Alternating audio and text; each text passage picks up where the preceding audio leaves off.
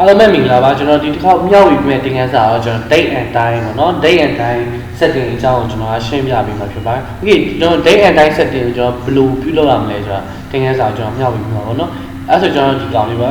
ဒီမှာကျွန်တော်ဒီအချိန်လေးပေါ့နော်အဓိကကျွန်တော်ထောက်လိုက်တယ်။ Okay ဒီမှာကျွန်တော်ဒီရက်စွဲပါ။ကဲလို့ကိုယ့်ရဲ့ကွန်ပျူတာမှာရက်စွဲတွေမမှန်ဘူး date တွေမမှန်ဘူးဆိုရင်ကျွန်တော်ကဒီမှာ date and time setting လေးကိုထောက်လိုက်ရပြီနော်။အဲ့တော့ဒီနားကောင်ထောက်တယ်ပြီးတော့ date and time setting ဆိုတဲ့ကောင်ကိုကျွန်တော်တစ်ချက်နှိပ်လိုက်ရပါတော့။ဒါကြောင့်အလွယ်တကူဝင်တာပေါ့နော်။ price ဆိုရင်ကျွန်တော်ဘာကိုရွေးမလဲပေါ့နော်။ဒီကောင်ဘာရွေးပြလဲဆိုရင်ဒီမှာ change date and time format ဆိုတဲ့ကောင်လေးကိုကျွန်တော်တစ်ချက်နှိပ်လိုက်မယ်။ဒါကြောင့် date and time ရဲ့ format တွေပေါ့ကျွန်တော်ဘယ်လိုပုံစံလိုချင်ရလဲ။ဒီမှာဒီလိုပုံစံလိုချင်တာကဥပမာဆိုတော့ဒီလိုပုံစံလိုချင်တာကကျွန်တော်အမျိုးမျိုးပြောင်းလို့ရပါဘောနော်။ဒီကောင်ကျွန်တော်ဆန်းပြောင်းကြည့်ပါ။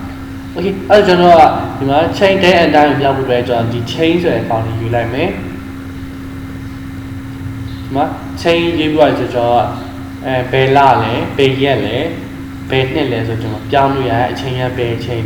နာရီလဲဘယ်2စက္ကန့်လဲ AM လား PM လားဆိုတော့ပြောင်းလို့ကျွန်တော် change ကိုနှိပ်လိုက်ရင်ရပြီနော်ဒီနေ့မှာကျွန်တော်ပြောင်းကြည့်မယ်ကျွန်တော်22လို့ရွေးလိုက်မယ်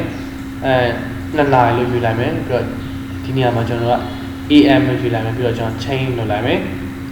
Okay အဲ့ဆိုကျွန်တော်ဒီမှာ2နာရီ20 AM 22ရက်နေ့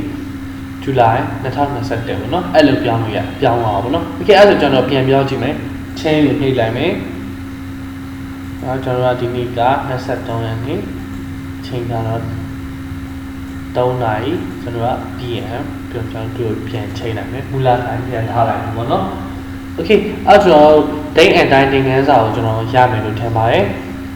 ရမ်းတယ်ပါเนาะ date and time ပြောင်းတာ